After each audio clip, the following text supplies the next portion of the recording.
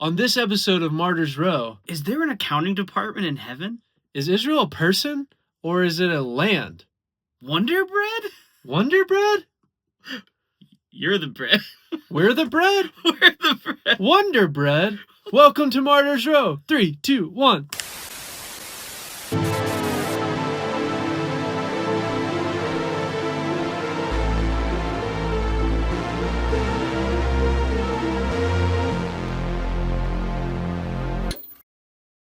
Saint Sebastian. Saint Sebastian, captain of the guard under Diocletian, wore the armor of Rome, but bore in his breast the banner of Christ. With steadfast heart he strengthened the brethren in prison until his faith was revealed.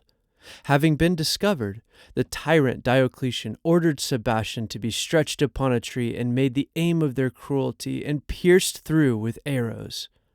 Left for dead, the faithful widow Irene tended his wounds, and by God's providence he was restored. Yet, refusing silence, he came again before the emperor, and boldly rebuked his idolatries. Whereupon Diocletian, astonished that one thought slain should stand so resolute, commanded him to be beaten unto death with clubs. Thus fell this noble soldier of Christ, whose constancy in torment ratified his witness, that faith, though pierced and broken, cannot be overcome. Anno Domini 288. Hey, Paul. Hey, Steven. Hey, I've got something weird for you. I love it. Let's jump right into it. Okay. We don't normally do like... That's the biggest lie we tell in this podcast. Yeah, good point. What? Let's jump right into we it? never jump into it. Okay, I'm going to. You ready? Okay, I'm ready. All right, Daniel 8. You thought I was going to say like Wonder Bread or something. No, I think like let's jump into it. Okay, but real quick. Nope, Daniel 8. Okay. Wonder Bread. Daniel 8 verse 13. I'm not going to set up like what's happening here. I just want to point out this one thing. Daniel 8 verse 13. Then I heard a holy one speaking. So this is Daniel saying that. Then I heard a holy one speaking, and another holy one, so another one pops in, said to the one who spoke. Okay, so there's two holy ones. One holy one is speaking, and another holy one said to the one who spoke, "For how long is the vision concerning the regular burnt offering, the transgression that makes desolate, and the giving over of the sanctuary and host to be trampled underfoot?" And he said to me, "For 2,300 evenings and mornings, then the sanctuary shall be restored to its rightful state." So, I feel like you need a diagram for. I know. So like the simple of it is one holy one. Yeah. Which doesn't say one angel says to another angel. Right. And like in the the ecosphere. That's I don't even know where I got that I don't from. either. The ecosphere, that needs to be our t-shirt. Join the ecosphere. Join We the probably said that Actually, at the time. that's kind of awesome. Martyr's Row, join the ecosphere. Welcome to the ecosphere. So in the ecosphere of Martyr's Row, who knows what that is? I think it's just like a cavern. Like it's the it's deeper like a you go catacomb. into a It's actually brilliant now. join us in the catacomb. I like echoes. Oh yeah, Martyr's Row. Yeah. I guess that makes sense. It's kind of awesome. Yeah, it is. So, we Definitely talk about intentional. yeah, we talk all the time about like how there are other spiritual beings. There are other things going on. There's not just like angel demon. Yeah. There's not just like human and then angel. There's not like simple categories. Yeah. There's a whole Yeah. host of heavenly beings. And we see that here where it says one holy one speaking to another. So in this image, what we're getting is one holy one is like, hey guy, Yeah. hey other holy one who knows things that I don't know, not because I lack the knowledge, but because seemingly the context of this is I'm not the keeper of that information. Yeah. So the Holy One who is the keeper of that information tells him how long something is going to happen. Yeah. Which implies that Holy One's job is to basically keep record. Yeah. Is to like have the data of that. Now, in this passage, the Hebrew word that's used there is palmony. That's the translated holy. Yes. Okay. So the Holy One, the palmony, is a mysterious, holy being often interpreted as an angel, specifically identified as the wonderful numberer or numberer of secrets.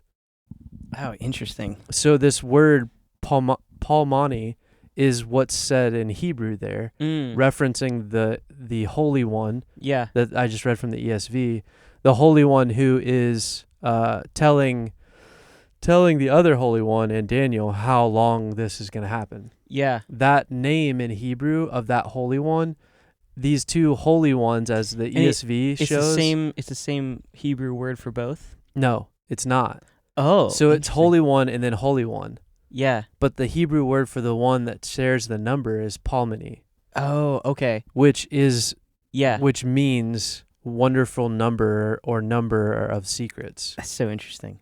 Yeah. So what that means is there's a being in this instance in Daniel chapter 8 where there's a Holy One, spiritual being who, or I shouldn't even say spiritual being, but there's a Holy One being.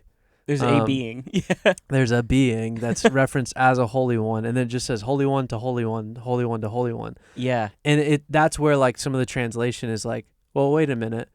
The Hebrew uses different words here. That's fascinating. But for some reason, the English decided to translate them both the same. So we're just looking at like angels talking to each other. But we're not would acknowledging. Be easy for us to do that. Right. Yeah, because that's our translation. So it's like, oh yeah, it's the same, two of the same creatures talking to each other. Yeah.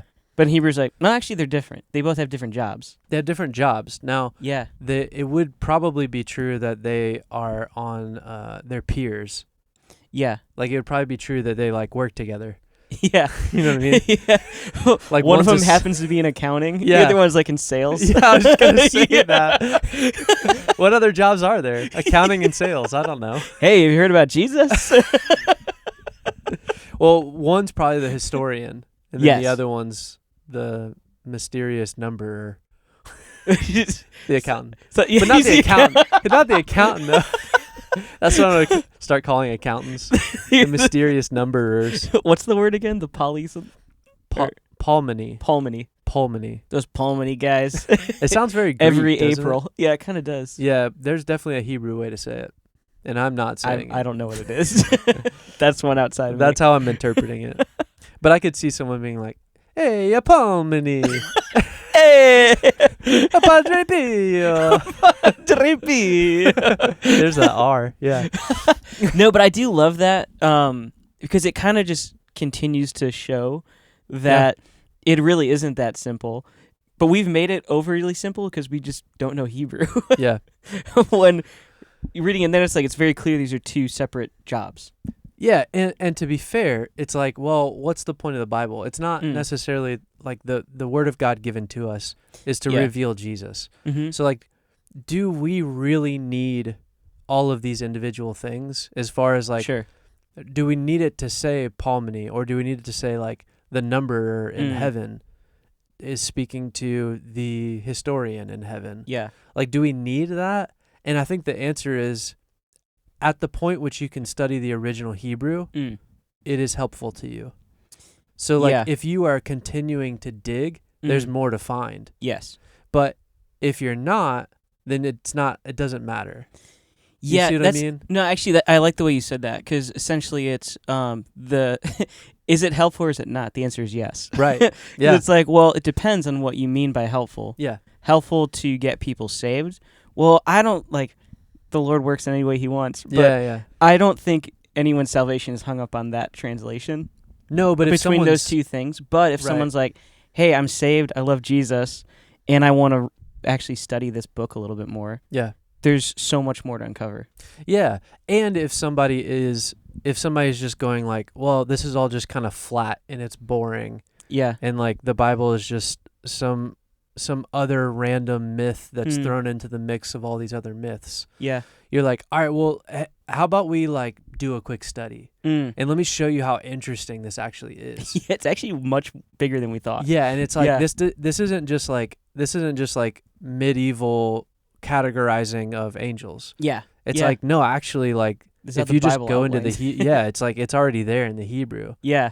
And so it's there for you to find, but it's not necessary to the story. Sure. You know what I mean? Yeah, that's one Or of those. the purpose of why we have the story. Yeah. Well, and that's where it's like there's those layers of truth. Yeah. Where it's like, well, is it necessary to know the person of Jesus? No. But is it important to understand the deeper Wait, what do meanings, you like mean? what's happening? What do you mean? I think it is important to know the person of Jesus. Well, it's like the translation. It's like, oh, this guy's the number and this guy's the historian or the sales guy, whatever. It's like, well, is your salvation hinged on that understanding? I thought you were saying, like just in general, is it important to know the person of Oh Jesus? no. Okay. That's not what I meant. That's why I was like, oh, hang on a minute. That I is guess I actually the had purpose an of the whole thing. implication. Yeah. There was an implied previous You statement. took a pause you didn't need to. No, and it was to my detriment. But it's like, yeah, your salvation's like you can know who Jesus is and not know that Right. ever. Yeah. But to know, because I think that's one of the we get. I think a lot of times as Christians, this is where discipleship comes in. Yeah, for sure. Is we stop at salvation and we're like, all right, I got my fire insurance, I'm good to go. Yeah, fire insurance. But it's like, no, there's actually a lot more here. Yeah. And you can understand the wider range of like, okay, well, why did Jesus do what he did? Why does Yahweh work the way he works? Yeah. What is, like, why are we even in the position we're in? Yeah. And there's all these little things that can help to flesh out, like, this is the reality that we're living in. Yeah. And I think on the simple side is that I think a fallacy that I fell for a long time was that after Christ's resurrection, the supernatural world kind of just stayed. Sure. And they're just waiting on us. Yeah. But it's like, well, they didn't stop existing. like they still have jobs to do. They still doing their stuff. Stuff's changing. Stuff's happening. Yeah. The same way it is here. Yeah. And so it makes sense that there are people that have their time cards in heaven. Yeah.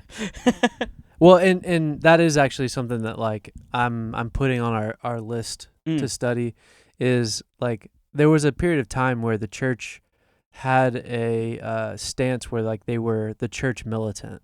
Yeah. Like that would be the phrase used or the harsh translation of how they were viewed, meaning the church or Christians we're meant to occupy the space that we live. Yes. So, and not in a passive way, but in an active way, the way that Jesus did, where he was actively going into spiritual spaces that had other authorities ruling. Yeah. And he was saying, now I rule this space now. Yeah. And that's what we see, like casting out demons or going to specific places that have other spiritual authorities and him walking in and saying, but who do you say that I am? Right. So you have all of those things. And as Christians, that's kind of what we need to be doing is like, and as we do. And so, I mean, that's the Great Commission. Right. So after the resurrection, that's the whole thing. It's like, it's like, as we do that, to a certain extent, if we're in an area that somebody's already done it, it's a little bit easier. Yeah. But originally it's like the whole, like, as people were moving west in the United States and they were just like horse and buggy through the mountains, haven't made roads yet. Yeah. And they're just like fighting their way to stay alive. Yeah. Like that's what the church was doing before modern day. Yeah. And there are still some missionaries that are pushing into places like that still. But it's that idea of church militant. So like, we need to explore that. Yeah. But that's the whole idea of like, like after the resurrection, spiritual things just kind of chill. It's like, whoa, no, stuff's happening. But in some ways, a lot of the spaces have already been occupied in which we live. Yeah. You know what I mean? Absolutely. So they've kind of been taken over. And in some ways, that's the feeling that we get of teetering back and forth, where it's like we feel like it's this light versus dark type of thing. Yeah. And in reality, like we live in a city where like realistically, the light is dominant in a spiritual way in our city. And so it's easy for us to actually just not go to dark places. Yeah, because they're actually harder to get to. Yeah, they are. In a lot of ways, it's like to paint a picture of that. It's kind of like, well, we're in the castle, in the stronghold, Yeah. and then the rest of the world is out there. Yeah. And it's like, well, if we stay in the castle all the time, yeah, you don't think that that's real, Right. and because you don't experience it, it's not part of your life. Yeah. But Yeah. if you go outside the castle walls once in a while, it's like, Yeah. oh, there's actually some stuff going on here. Yeah. And that's the thing, is like the comfort of America. Yeah. Like the comfort of being here. It's almost like it's such a good tool for the enemy. Yeah. It's just like having a nation who's moving towards comfort. And so being in spaces where everything's like, the goal of everything is to not be uncomfortable at all. Yeah. But like the gospel and like living for the gospel is, Paul talks about like rejoice in the suffering. Yeah. But if our goal is comfort, then we're not pushing the gospel and the kingdom forward. Yeah. Because if there's not a tension in us, if there's not a difficulty with what we're doing, then we're actually striving towards the American goal, not the kingdom of God goal. Yeah. Which is comfort. Yeah. Versus moving in a position where suffering is more, we're more used to suffering than we are to comfort.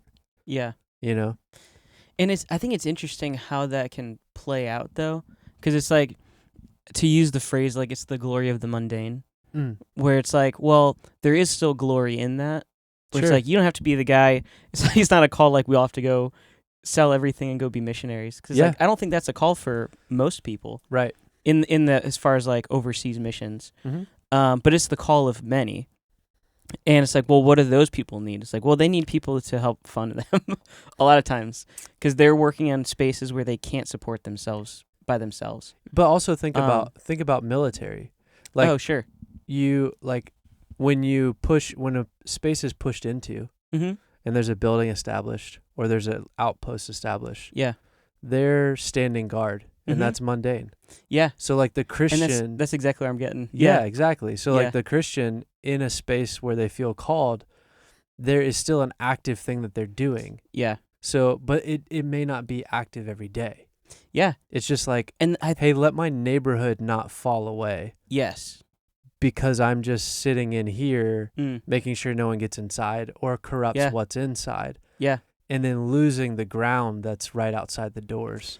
And with that, it's like there is suffering in that too. For sure. If we're doing it. One, it's like maybe it's a financial suffering where it's like, man, I'm giving money to help support these things. Yeah. And I can't buy a ship now. Whatever it is. I don't know. A ship? Who's buying a ship? I like boats. I'm thinking of boats. Going straight to a ship. Paul's saving up for a freight liner. Look out, I'm coming. Or do you know something about the next flood that we don't know? Just give it 100 years. Again, so that's why we need to do an episode on that. We definitely Because there's so much to unpack there. There's a lot. But yeah, so Daniel, Palmany. I love that. The accountant of heaven. The With office of the sales accountants. guy. Yeah. Daniel 8, look it up in Hebrew. And Daniel's in the waiting room. It's kind of interesting. So we're about to jump into a song. Yes. Song segment coming up. And we're back to theme songs. I know, we're back on it. Which it's kind of exciting. Yeah. So I feel like we need to start being like, hey, I like that theme song, don't like that one. Yeah. Let us know what you guys think. Yeah. Let us know anything. And we'll keep writing new ones. We will. Even if you like the old one. Yeah. We'll just put it in a playlist so that way you can listen to it. Yeah. Or just so we can listen to it. We will. Ready? Enjoy. 3, 2, 1.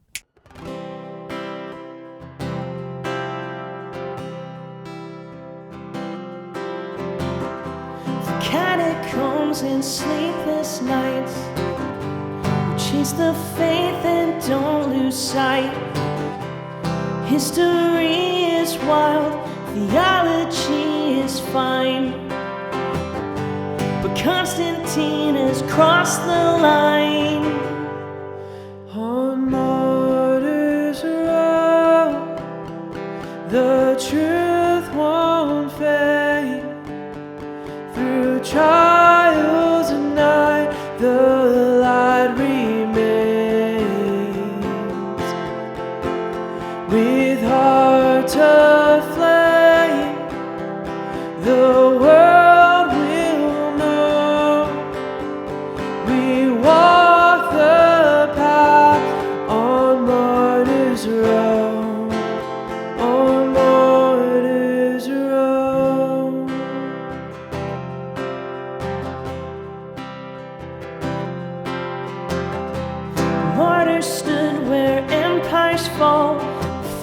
took notes, we're telling it all. The saints' blood red and stories align. But Leo wants his cocaine wine. On Martyr's Row, the truth won't fade. Through trials and night, the light remains. With hearts aflame, the world will know we walk the path on Martyr's Row. On Martyr's Row.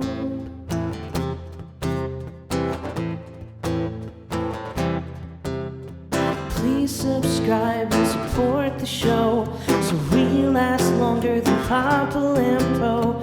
Please subscribe and support the show so we last longer than Papa Limpo.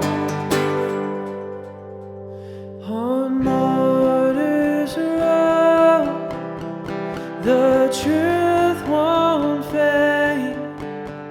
Through trials and night, the light remains.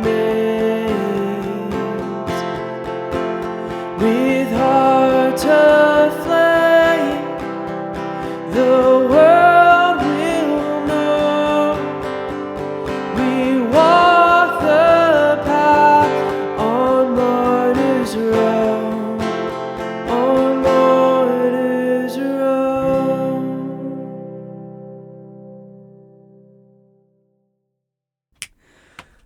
That was a good song.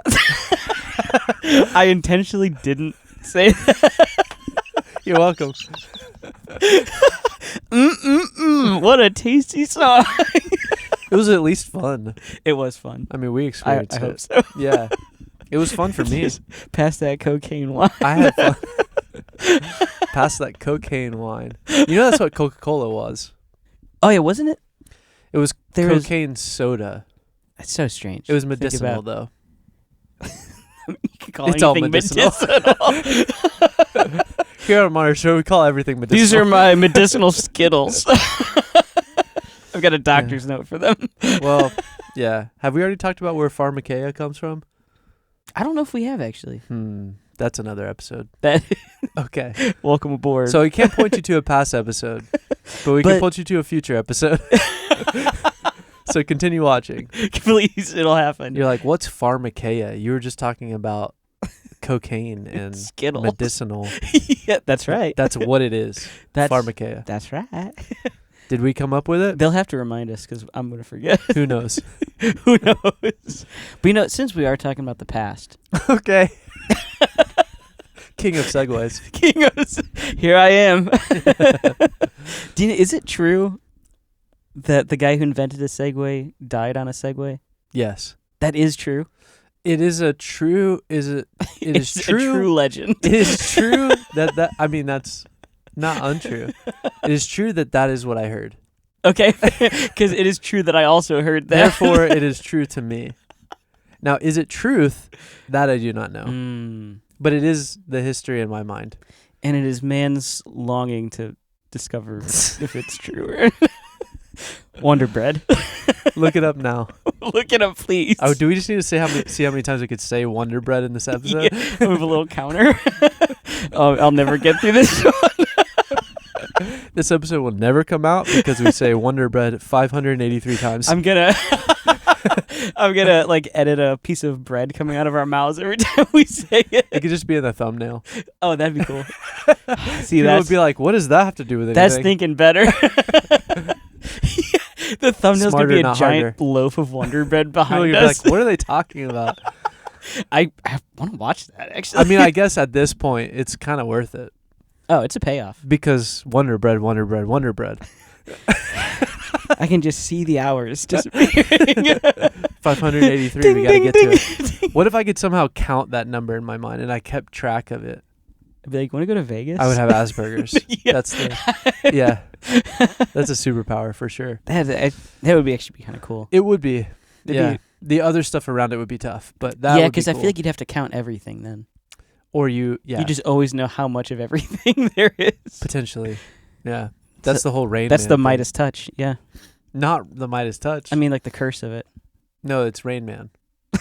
The Midas touch No, is it's going everything for turns to Midas. gold. Yeah. But the problem is then everything turns to gold. Oh, so the problem is everything is counted. Yeah.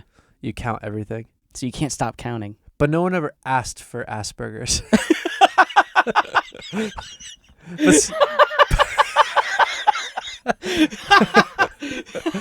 But people have asked for the Midas touch. That's true. But then again, in the tale of the Midas touch, isn't it like forced upon the individual? Midas? No, I think he's like, I want I that. want this. I want that. Was it Speaking of Ebenezer? wanting that. who's the person that gives it to him?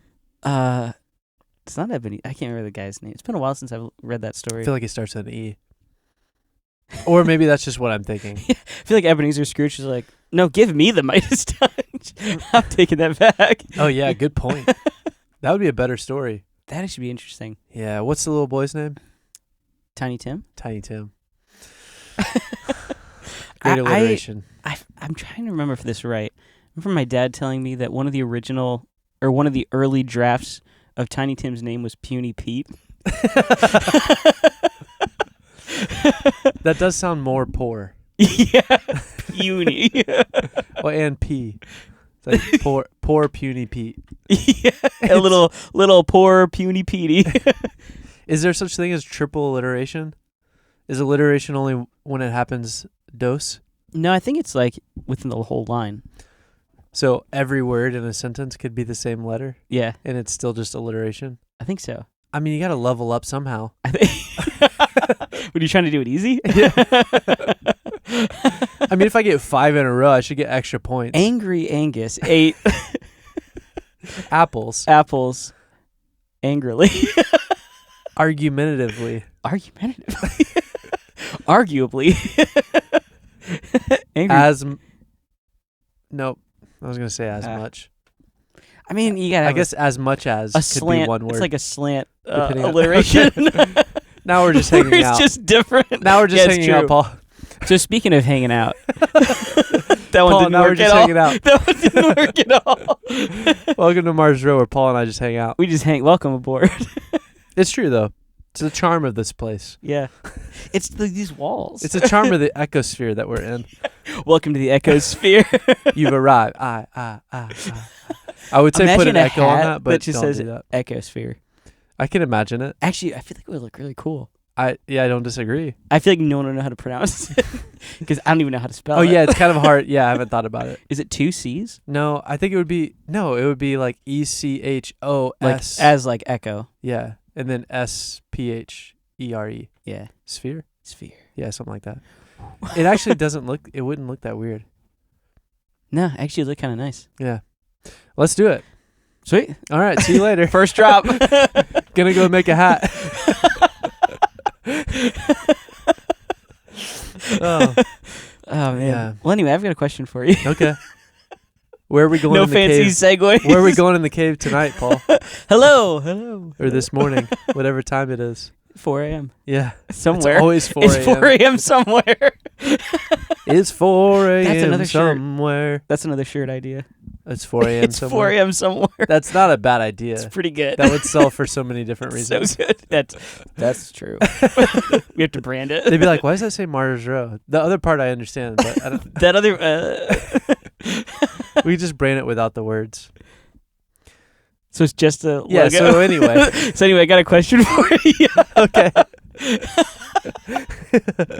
So there's a word that we talk about a lot on here. There is? Yeah. We say this word. What category is the word? Biblical. I would have guessed that. I mean, like grammatically. Grammatically. That's actually where my question lands. Okay. Yeah. Are you sure? No.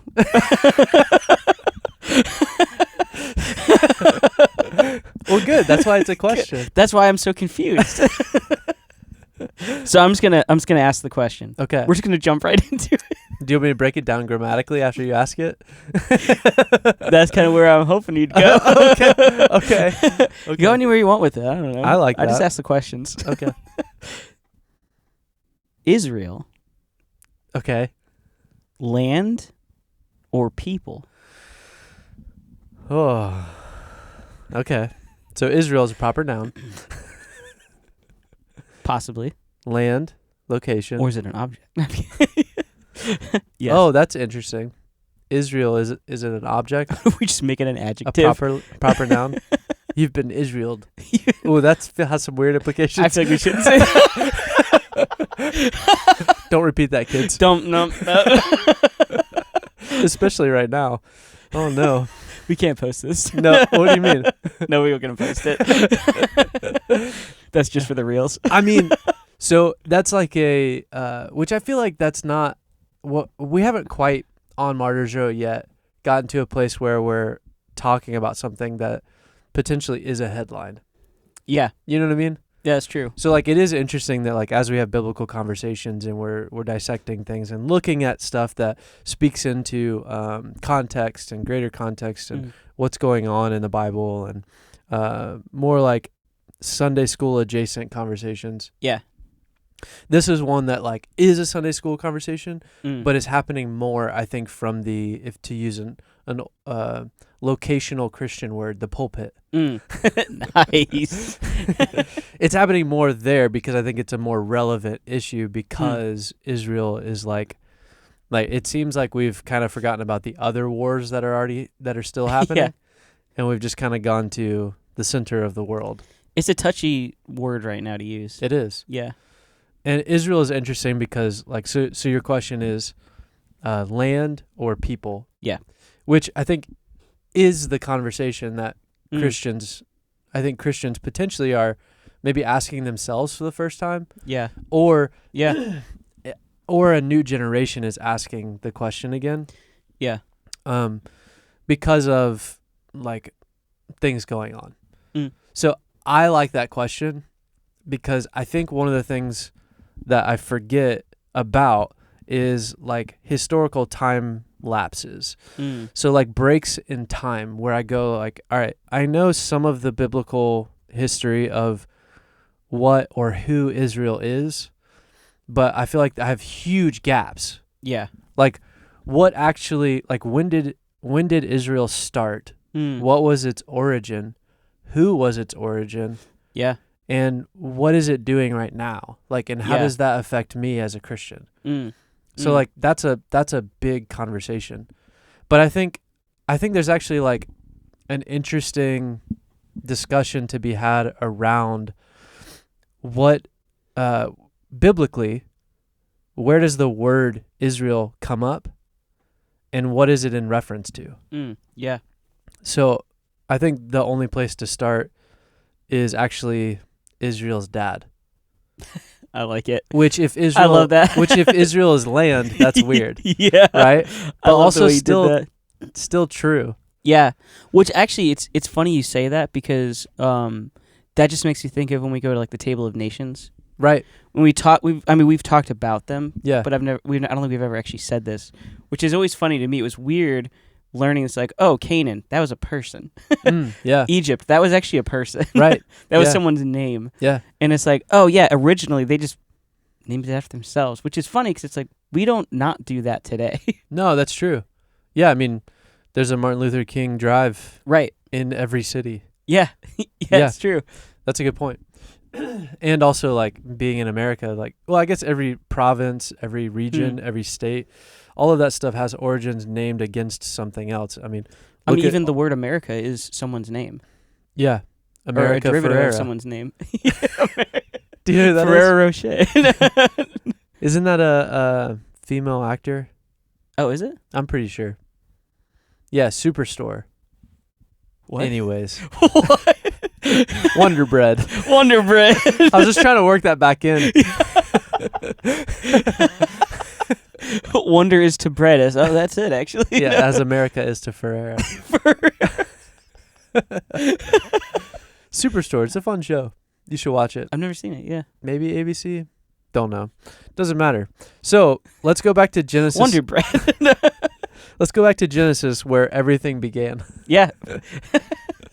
It's like, I feel like that's what we always do. It's like, let's talk about something out of Jude. Great, Genesis. Here we go. Anyway. Which, I mean, to be fair, and this is kind of funny, is that's what they did too.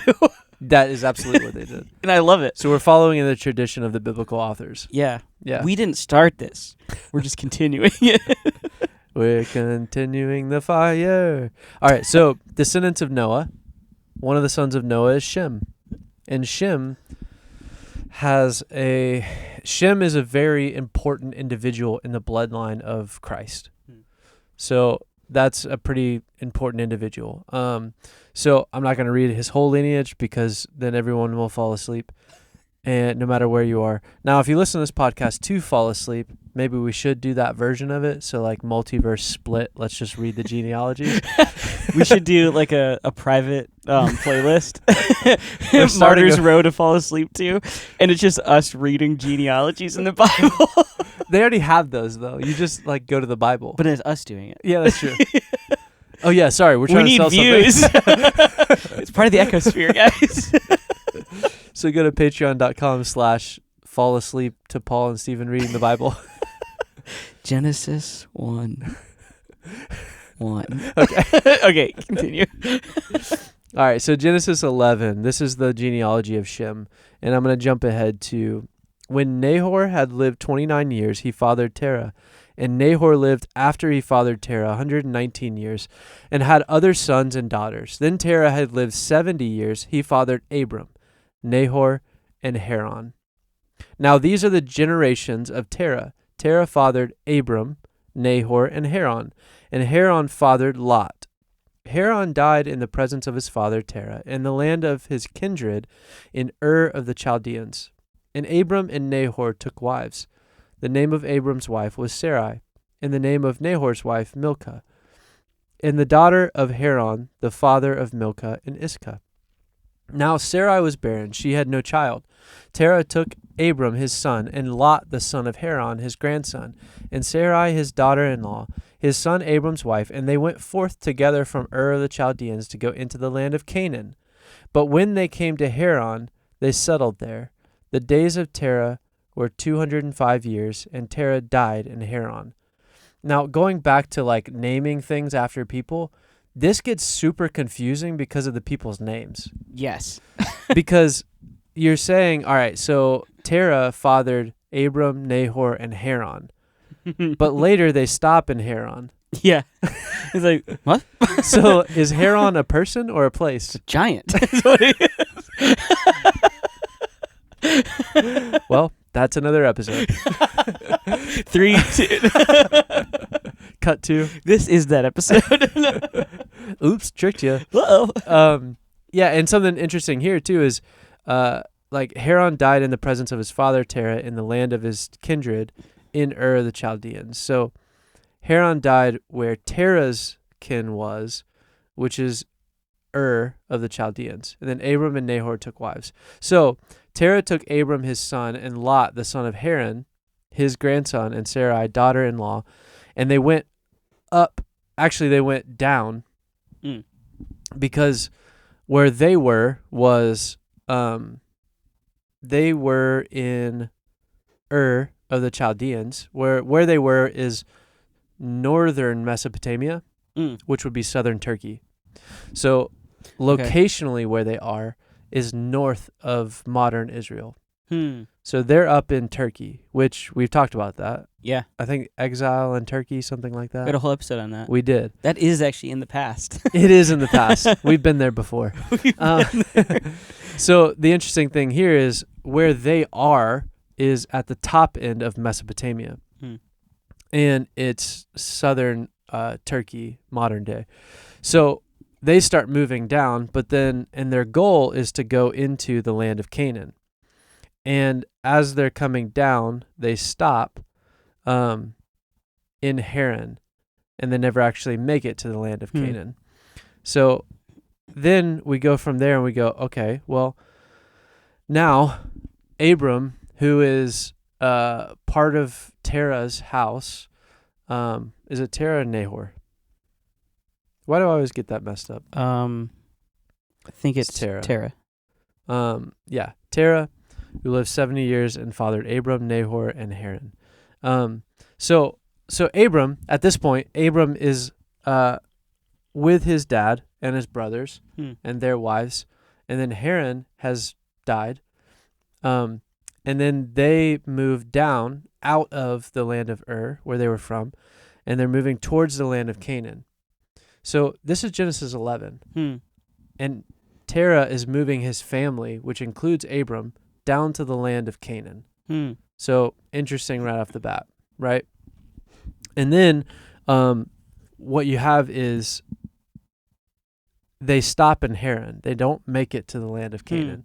So they're coming down. And then in Genesis 12:1, it says, "Now the Lord said to Abram, go from your country and your kindred and your father's house to the land that I will show you." Now, his country, where he was at the time, was Haran. "And I will make of you a great nation, and I will bless you and make your name great, so that you will be a blessing." I love that, though, because what God says to him is, I'm going to make you great so that you can be a blessing, which there's a whole message in that. Absolutely. But anyways, but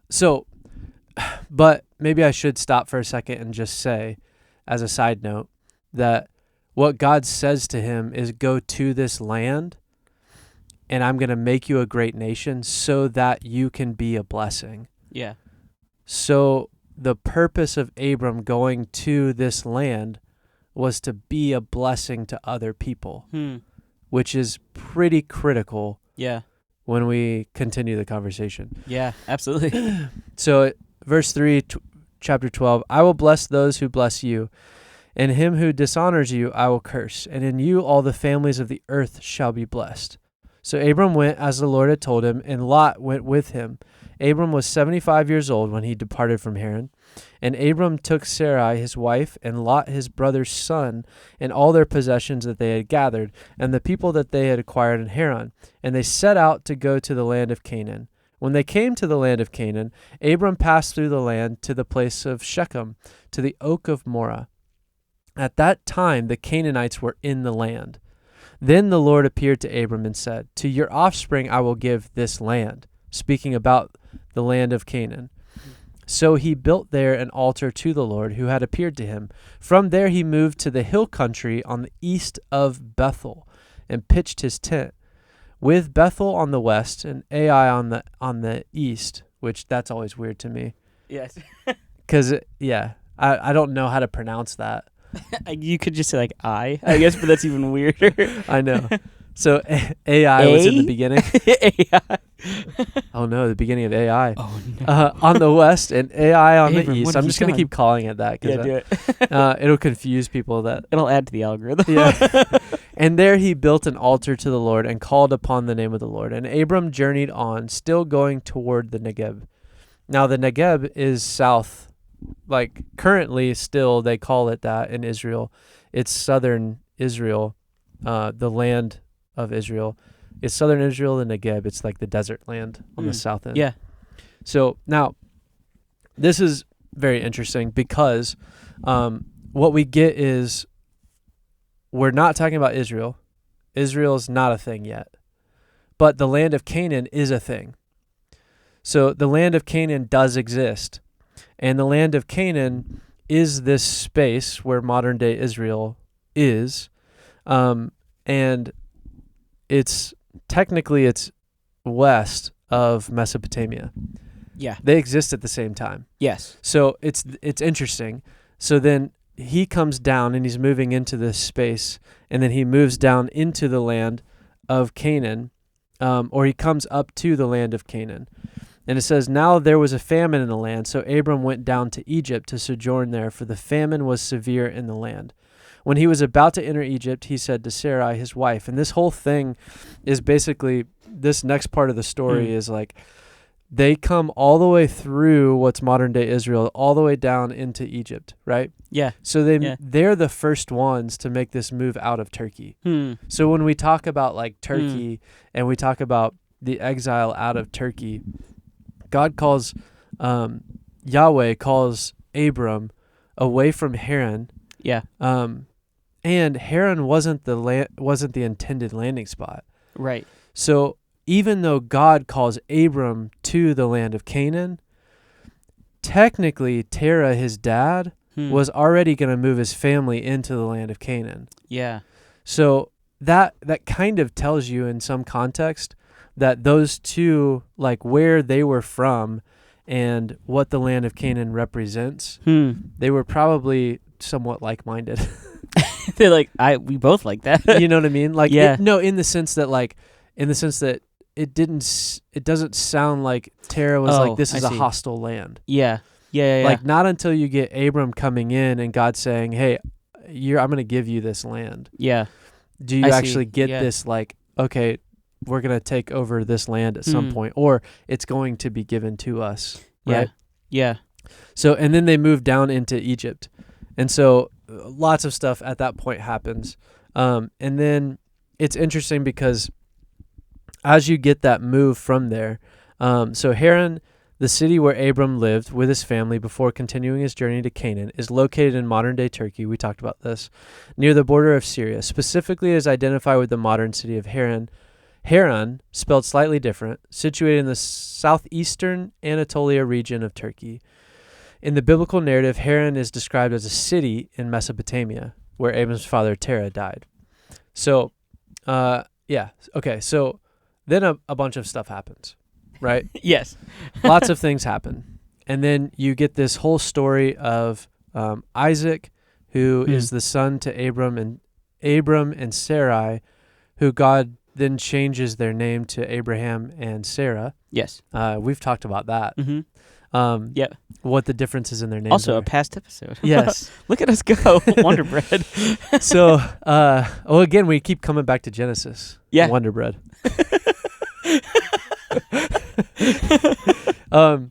So as we keep coming back, it's like you get back to the space and you're, all right, there's all this stuff around the land of Canaan. You have Abram, and this is all post-flood, post-Tower of Babel, and these people are in Mesopotamia. So Abram grows up in Mesopotamia. Yes. He was in Ur and then moved down to Haran, but still part of Mesopotamia. And in these spaces, Mesopotamia is like, again, we talked about in our myth series, their creation stories and all of the pantheon of gods that they worshipped.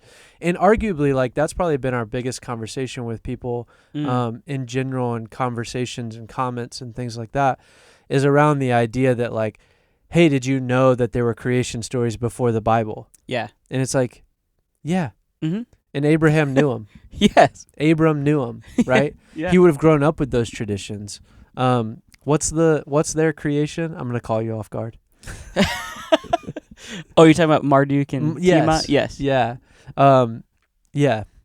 You want to tell me a little about that? I mean, if it helps. Oh, wait. Or what episode is it on? That's in our myth series, which, man, are we going to link all these? There's a lot of episodes to link. I guess we have to keep going back to it. Just rewatch all of our episodes again, and you will find it. Yes. Yeah, so then what we get is this, basically the story of Abram and Sarai, and they move down into Egypt. They're down there during a famine, and then God promises them a child in their old age. Yeah. And then they basically try and do it at their own way, and then that's the birth of Ishmael. Could you imagine that being called your old age when your grandfather lived to 200?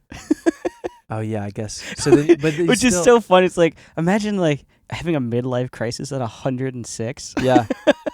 But then again, like, but still, if you're 50, and you're having a kid, like that's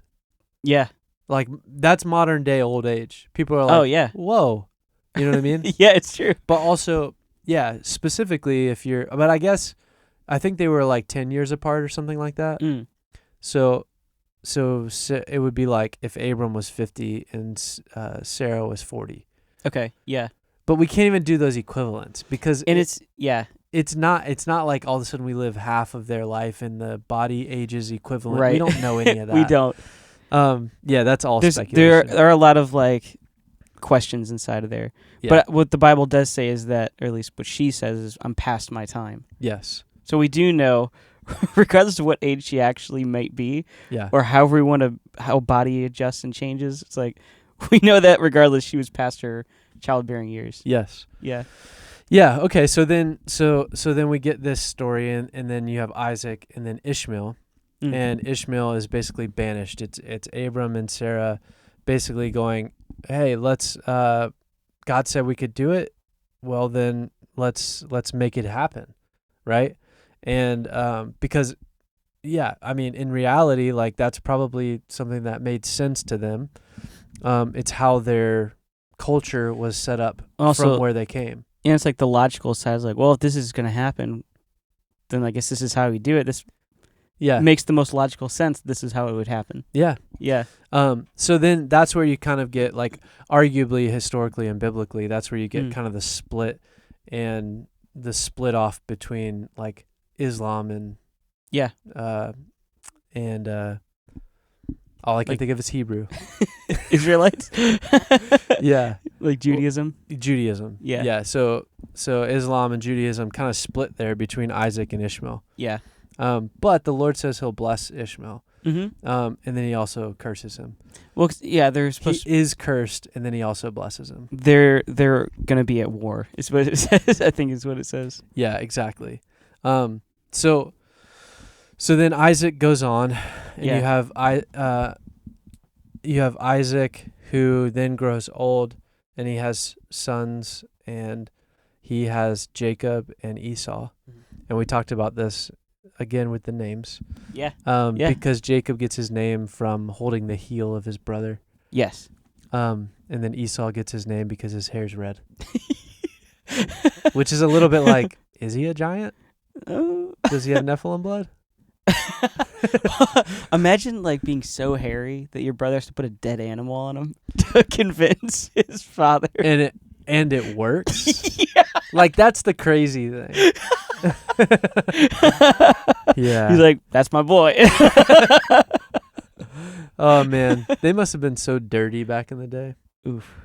Although I don't know, I don't. there was stuff they knew that we will never know about. Yeah. But okay, so Just to get one sniff yeah. of what it smelled like then. So then you have Jacob and Esau, and you have this whole story, right? And so I'm just jumping through it because this is not that's not really what we're doing. But you jump through. So you get Abram, whose father wants to take them down to him and his sons out of Mesopotamia into the land of Canaan. Doesn't make it. They stay in Haran. He dies.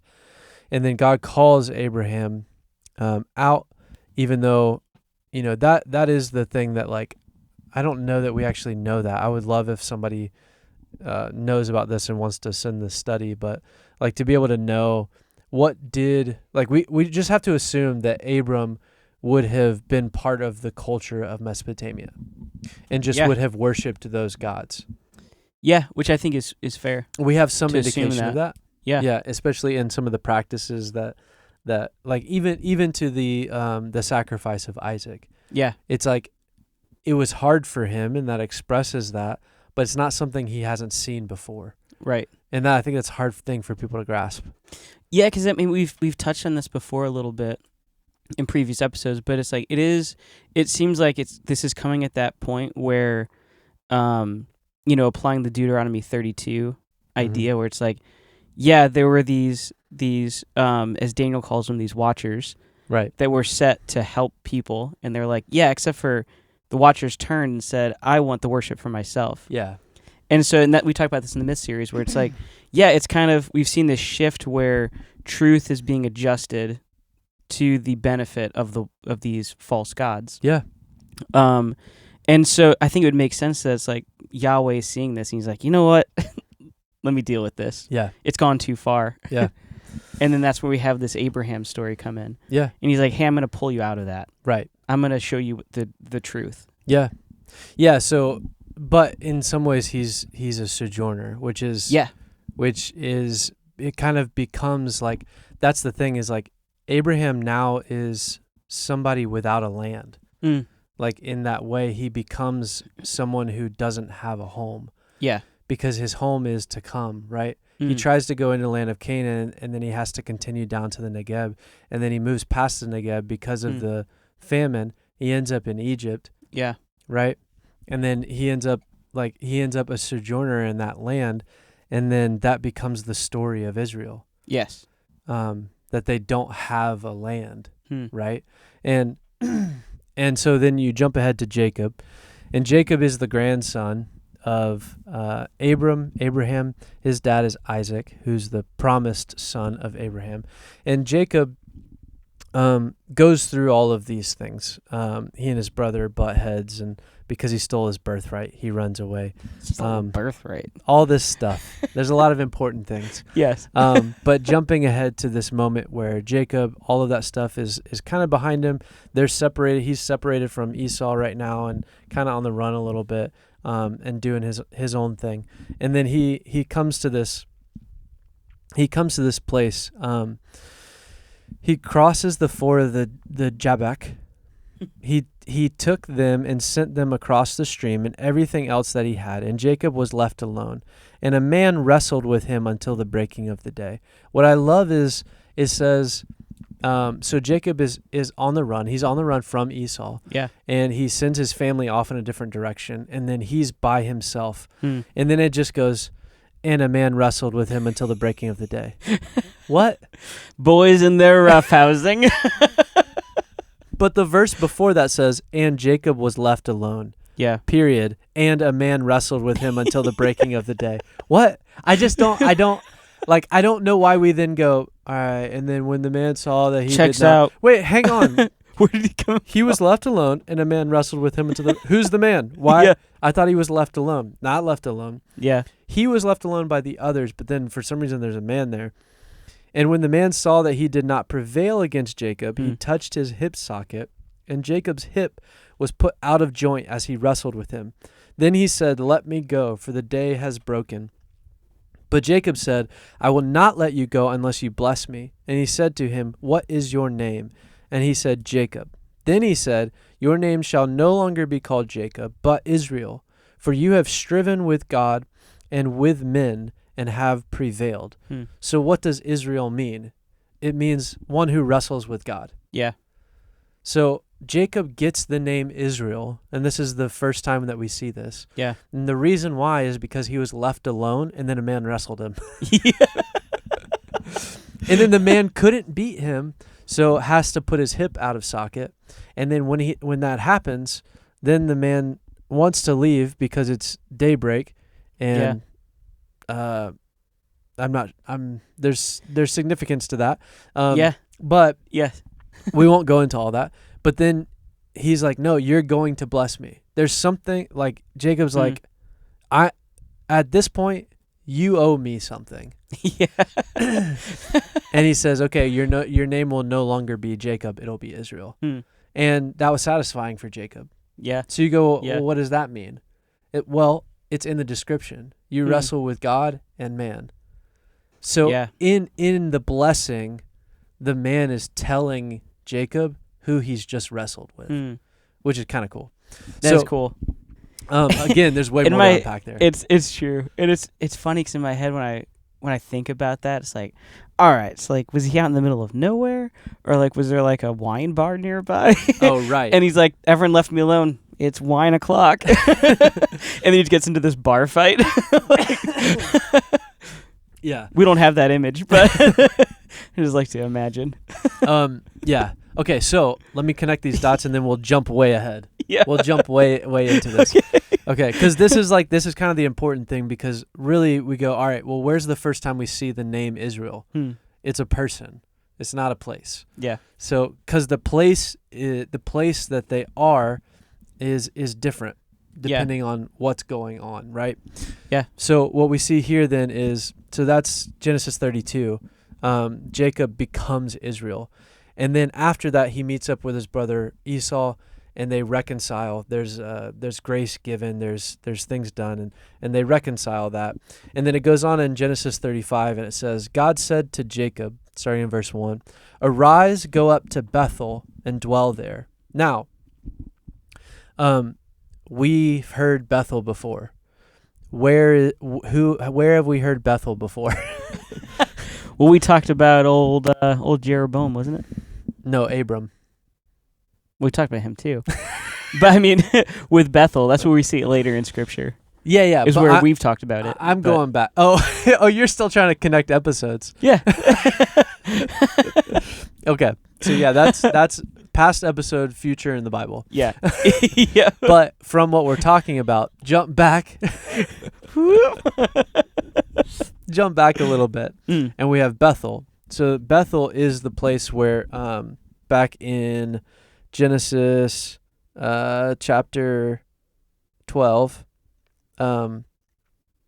sorry, was it chapter 12? Yes, they go down, and from there he moved, this is 12 verse 8, from there he moved to the hill country on the east of Bethel and pitched his tent, with Bethel on the west and Ai on the east, and there he built an altar to the Lord. So Abram, coming out of Haran, makes his way down into the land of Canaan, and in the land of Canaan is Bethel, which is to the west, and Ai is to the east, and there he built an altar to the Lord. So Abram has built an altar to the Lord. And now his grandson, Jacob, who now has been called Israel, was told by God to go to Bethel. Yeah. So Abram has already gone there, and he left an altar. He left an altar. Yeah. So Abram leaves an altar there, and then we go back, we go further to Genesis 35, and God says to go to Bethel and dwell there. Make an altar there to the God who appeared to you when you fled from your brother Esau. So Abram is told, go to the land of Canaan. And where he makes an altar to the Lord for the first time, coming down, is Bethel. Mm-hmm. And then 2 generations later, when Jacob wrestles with God, his name changes to Israel, and then Jacob is told to go to Bethel and make an altar to God. Yeah. So Abraham, Jacob, make an altar to God in Bethel. Do you think there are any remnants of Abram's altar that he already built? When he gets there? So like Jacob, Israel gets there, he's like, a little head start. Well, God still calls him Jacob. Oh, I That's like that true. idea. And then he shows up, he's like, oh, look at that. Yeah. And there's a sign overhead that says Abram's altar kit. Yeah. Abram's altar kit. Some assembly required. That would be awesome. So Jacob said to his household and to all who were with him, put away the foreign gods that are among you and purify yourselves and change your garments. Then let us arise and go up to Bethel, so that I may make there an altar to the God who answers me in the day of my distress and has been with me wherever I have gone. So they gave to Jacob all the foreign gods that they had and the rings that were in their ears. Jacob hid them under the terebinth tree that was near Shechem. And as they journeyed, a terror from God fell upon the cities that were around them, so that they did not pursue the sons of Jacob. And Jacob came to Luz, that is Bethel, which is in the land of Canaan, he and all the people who were with him, and there he built an altar and called the place El Bethel, because there God had revealed himself to him when he fled from his brother. And then you have all of this breakdown there, and then it jumps ahead and says, God appeared to Jacob again when he came from Padan Aram, and Padan Aram is Haran. Like it's the same area. Because even here, like that, I looked that up, but also God appeared to Jacob again when he came from Padan Aram. So it's referencing that when, like, God appeared to Jacob again when he came from. So that means that Jacob was in Haran. Interesting. Or Haran is what I was saying. Yeah. Padan Aram. Haran. So is that like an equivalent? Is that like an equivalent name, or is that like a specific part of it? Yeah, it's like, I forget what it is exactly, but it's an equivalent name. Okay, so basically like another language's word for that same place. Yeah, it just, the word used there in Hebrew is slightly different, but it's referencing the same location. Okay. And God said to him, your name is Jacob. No longer shall your name be called Jacob, but Israel shall be your name. So he called his name Israel. So he called him that in Genesis 32. but the man who wrestled with him. Yeah. And then in Genesis 35, when he makes the altar in Bethel and he gets rid of all the foreign gods, God says again to him, so he called his name Israel. And God said to him, I am God Almighty. Be fruitful and multiply. A nation and a company of nations shall come from you, and kings shall come from your own body. The land that I gave to Abraham and Isaac, I will give to you, and I will give you the land to your offspring after you. Then God went up from him in the place where he had spoken with him. And Jacob set up a pillar in the place where he had spoken with him, a pillar of stone. He poured out a drink offering on it and poured oil on it. So Jacob called the name of the place where God had spoken with him Bethel. So it's interesting there because what he does is he echoes Genesis 3. Yes. Be fruitful and multiply. Yeah. He echoes the original intent of humanity. Yeah. Be fruitful and multiply. And then a nation and a company of nations shall come from you, and kings shall come from your own body. So it's this interesting thing where this happens in Bethel, and this is the land that was promised to Abram, then promised to Isaac, then promised to Jacob, who becomes Israel. Yeah. Now, none of them end up in occupying the land of Canaan. Which is fascinating.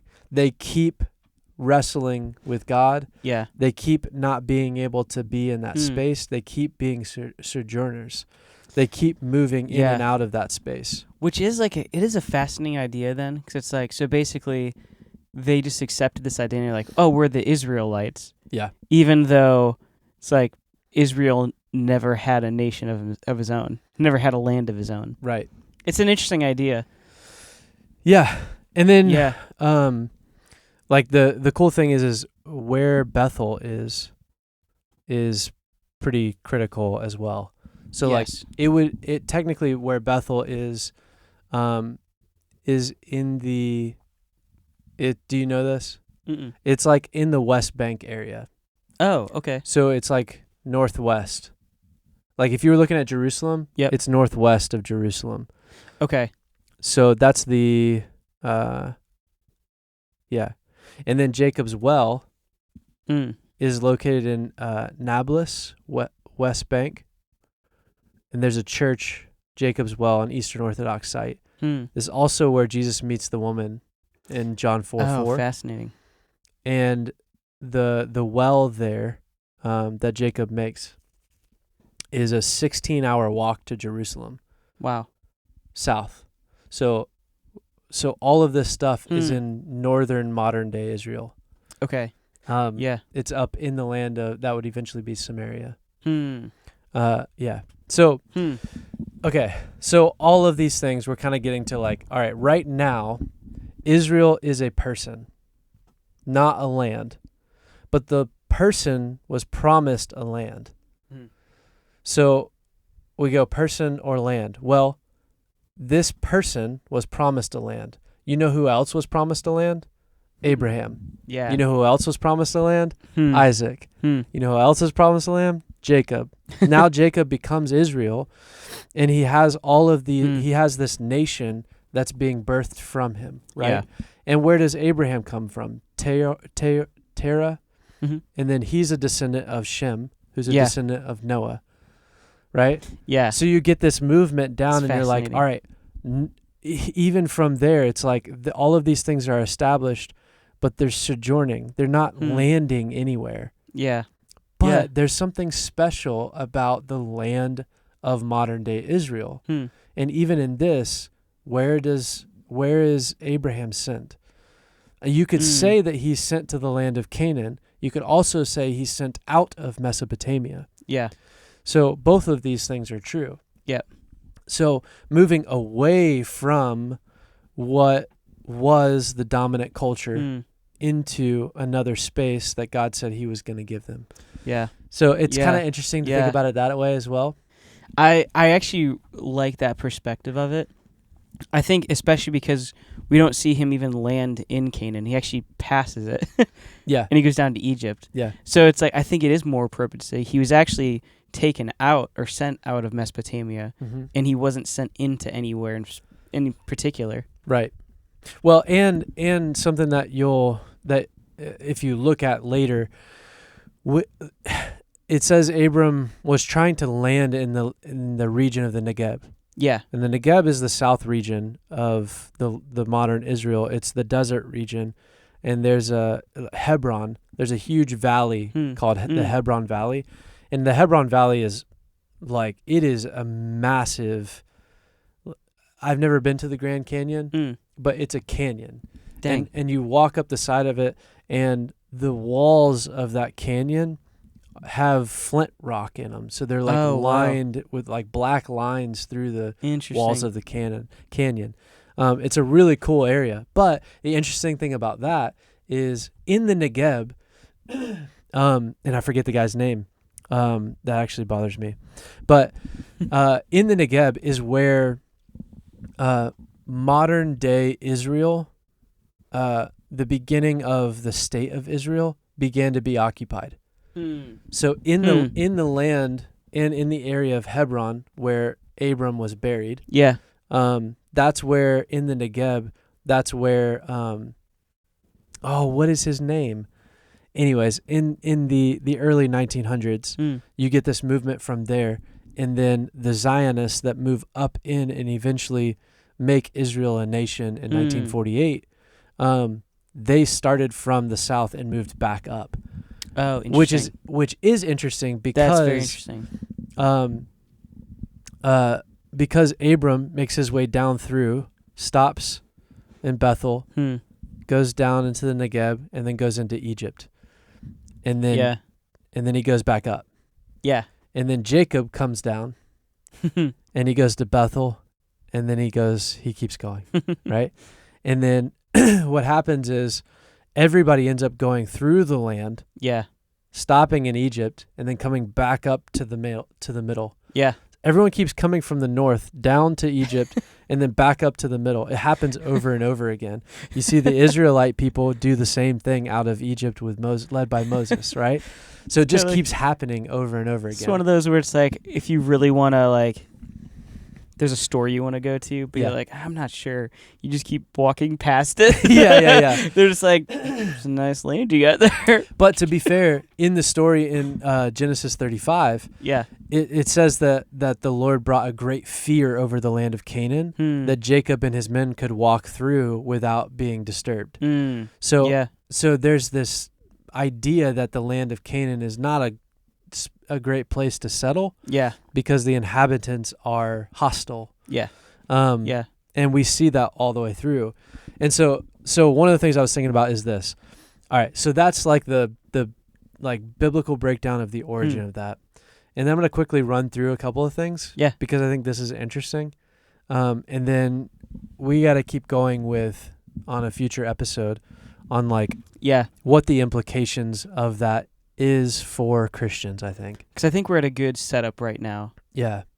So, one of the things I think we don't think about is, all right, so really what we're talking about in general is the land of Canaan. So as far as the beginning of Israel is concerned, they're looking at the land of Canaan. So it's estimated that the indigenous Canaanite people were in the Bronze Age. So they say that potentially around 3500 BC is when the Canaanite people were in that region.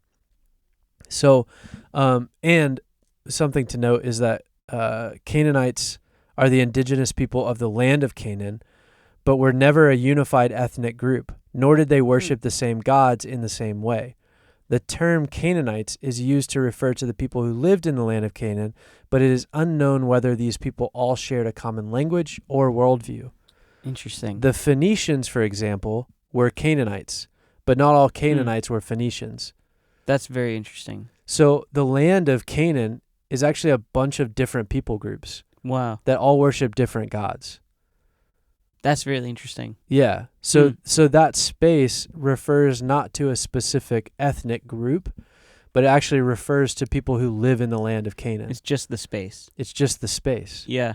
And so that is roughly 3,500 BC, and then you move into the patriarchal age, which this is all like, these timelines are all within 1,000 years, like depending on where you look.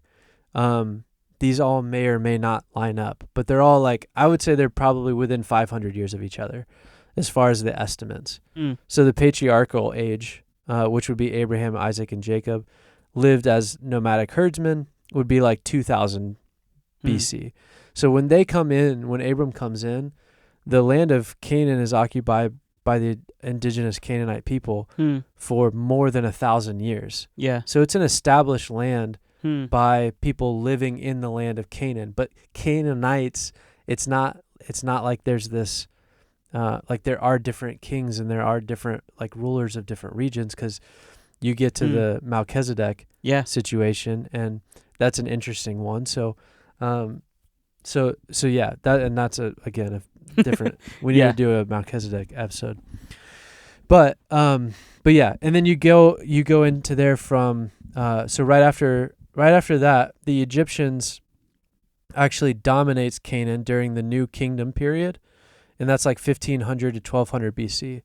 So then the Israelite settlement, so when Israel enters into the land of Canaan, so in Joshua, when you get this occupation, that's around 1,200 BC. So you're talking about like roughly 1,000 to 800 years later, you're getting the people coming in, and Israel for the first time in around 1,200 BC is actually starting to occupy that space. Wow. But not just them, but also the Philistines. Yeah. Yeah. So the Philistines, or the Aegean Sea people, which that's an episode, Yes. settle along the There's coast. a lot to talk about in that. Yeah. And then you have the United Monarchy, which this is a lot of the Old Testament and the kings and all of that. Like 1,000 BC, 900 BC, you get King Saul, David, Solomon. He rules as a united kingdom, and the capital is Jerusalem. And then the kingdom split around 930 to 722 BC. And what happens in 930 and 722 BC is actually the exiles. So then you get this space where there are these exiles happening, and in the exiles, what's the first one? Assyrian, I want to say. I have all this stuff. I have. I see you've got a lot of notes. Yeah. Israel. All right. The Assyrians conquer the north region of Israel. That's right. Because the first thing we always think about is like the Babylonian exile. Yeah. But realistically, what happens is the Assyrians come in and they conquer the north region of Israel. And we see that in 2 Kings 17, and that's around 722 BC. And when they occupy, that actually breaks the kingdom up. So that's where you start to get the split, and you have the south region, or Judah, right? Yeah. And you start to get that and that separation of those two spaces. And then that gets reconciled. Then there's a Babylonian exile that begins in, and that all happens around King Solomon. And that's a whole other thing. Yeah. We've talked about it a little bit, but around King Solomon is where the kingdoms start to split apart, and there's conquering of other regions, and the Assyrian kings and things like that. So then you get the Babylonian exile, which begins in 597 BC, roughly. And then in the Babylonian exile, there's like the occupation at that point is a little bit different, and you basically just have the Babylonians that have pulled everybody out of Israel and into Babylon, and then they've left soldiers behind. So Babylonian soldiers are left behind in the land of Canaan. Oh, interesting. But at that point, it's Israel. Yeah. They're not really calling it the land of Canaan anymore. Yeah, so it's kind of an interesting, like, as you break through that, then you have, so that's the first deportation. And then the second deportation to Babylon, and then you have the fall of Jerusalem where the temple is destroyed. Mm. So most of Judah is exiled to Babylon. And then you have the first return, Zerubbabel. You have the second return under Ezra, and then the third return under Nehemiah. Mm. And that's in like 400 BC. So you have all of these things happening where the land is being broken up over and over and over again. Yeah. And what ends up happening is like there's one united nation, and then it starts to get broken up, kind of like what it sounds like the land of Canaan looked like before. Yeah. It gets broken up into all these pieces, and then it gets brought back together, and then gets broken up into all these pieces, and then it gets brought back together. And then from there, one of the things that I think we forget about, honestly, is what happens after BC when you start to get into the AD era. Yeah. Right? So then when you start to get into, and this is a lot really fast. No, you're good. I'm trying to give you space to lay it all out. There's a lot. It is. But one of the things that you get is you get this breakdown basically where you have the Hasmoneans that are like 167 to 63 BC. And then like 63 BC is when you get the Romans and the Byzantines. So you're talking about like 60 BC. So we're looking at like roughly 60 to 70 years before Jesus shows up. Yeah. That's when you get the Romans. Yeah. So all these things are happening, and you have all these exiles, and you have all this stuff and the breaking apart of the kingdoms and all these things. And then the Romans come in 60 BC, and within the Roman rule, which is interesting because it lasts until 638 AD. Yeah. But there's a fall of Jerusalem in 70 AD, where the temple is the abomination of desolation happens, and you get all of this stuff happening there. But then you get like the 3rd through the 7th century, where Constantine and the Roman Empire all of a sudden becomes a Christian empire. And so now Jerusalem is actually occupied by Christians because it's part of the Roman government, and so, or the Roman Empire. And so now you have all of these things happening. So then I'm going to jump ahead because from there, 638, you have the fall of Rome. And then the Arabs and the Islamic militants come in 638, and they push into that space. And when that happens, the Arab and Muslim conflict or conquest, they capture Jerusalem, and the Dome of the Rock is built in 691. So I think that's one of the things I didn't really think about. 691. Yeah. So the Dome of the Rock that's currently on the Temple Mount was built in 691. Yeah. That's crazy. It's like 1,500 years ago. Yeah, that's so long ago. Yeah. So then you go from there until like 1,000 or 1,100 AD, modern era, and that's when you get the Crusaders and the Kingdom of Jerusalem. So then that's when you get the European Crusaders, which establish a Latin kingdom. Yeah. Which you're all about the Latin kingdom. Love my Latins. And then in 1291, you get Muslim control for about 300 years. And then after that, you have the Ottoman Empire, which is the 1500s to like the 1900s. So that's when the Turks rule Palestine for 400 years. And that's a mix of Arabs, Jews, and Christians.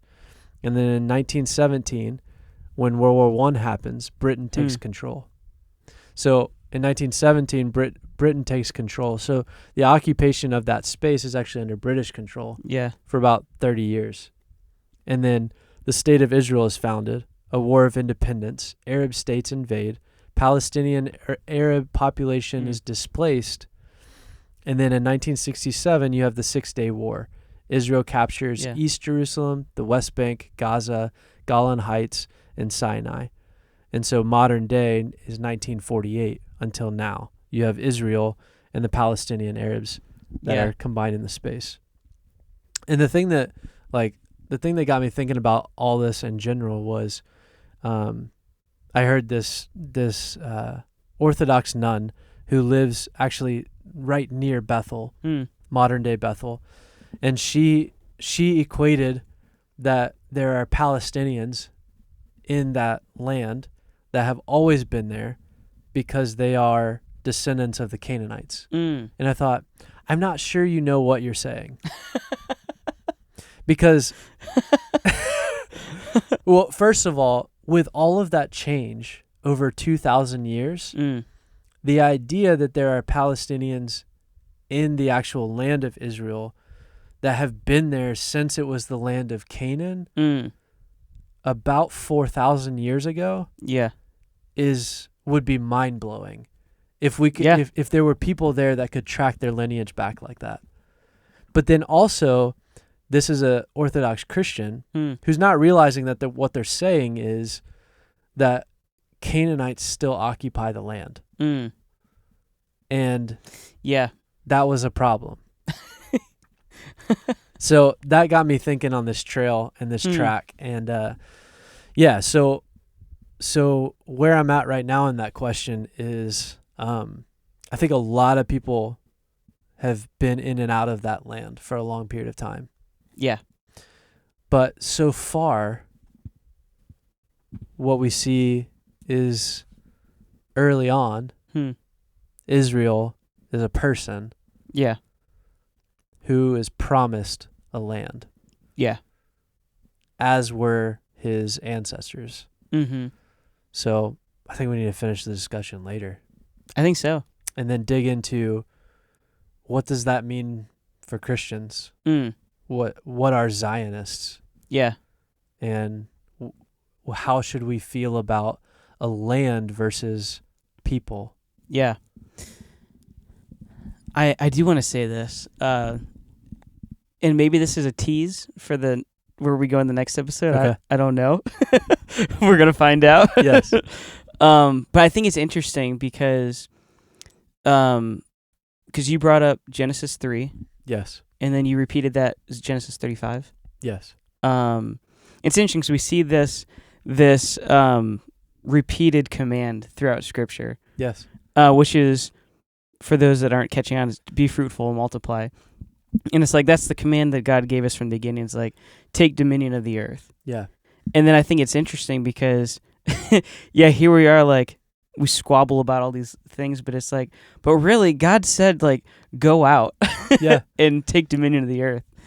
And we see how that command is the same, but the application of it has changed slightly Yes. to where we get to the Great Commission, where taking dominion is retaking the nations. Yes. And what does that mean? Well, that means not like, well, let's go conquer all these nations. No.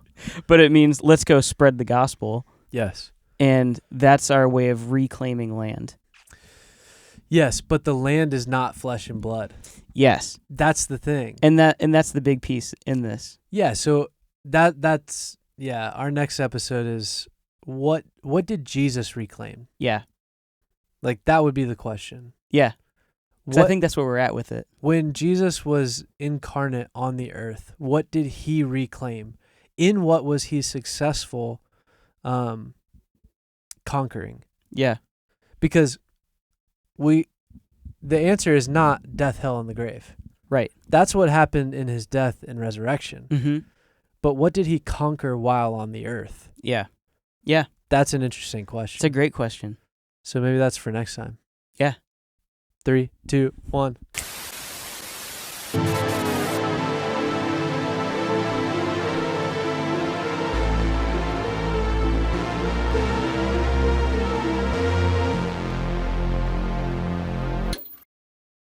Three, two, one. I need my microphone. Welcome back to Martyr's Row. I want to try it again. Can't snap with 2 A. All right, bloopers for the end. 3, 2, 1.